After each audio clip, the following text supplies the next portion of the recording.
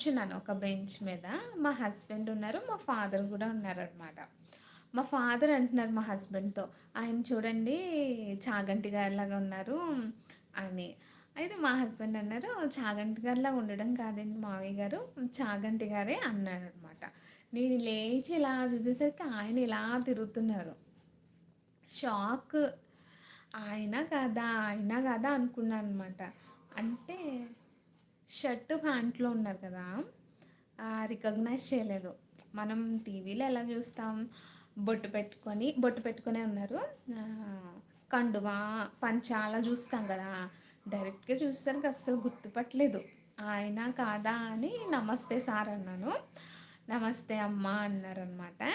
చార్వికి blessing ఇప్పిస్తుంటే, వద్దు వద్దు slippers ఉన్నాయి వద్దు, ఉంటాయి బ్లెస్సింగ్స్ ఉంటాయి అని చెప్పారు. నాకు ఇంక మాటలేం గుర్తు రాలే. ఏం మాట్లాడాలో కూడా గుర్తు రాలేదు.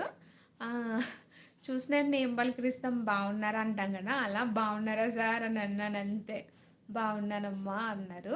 ఒక ఫోటో ఇవ్వండి సార్ దాచుకుంటాను అన్నాను. ఓకే అనేసి ఫోటో ఇచ్చారు. ఇంకా ఏమన్నా మాట్లాడాలి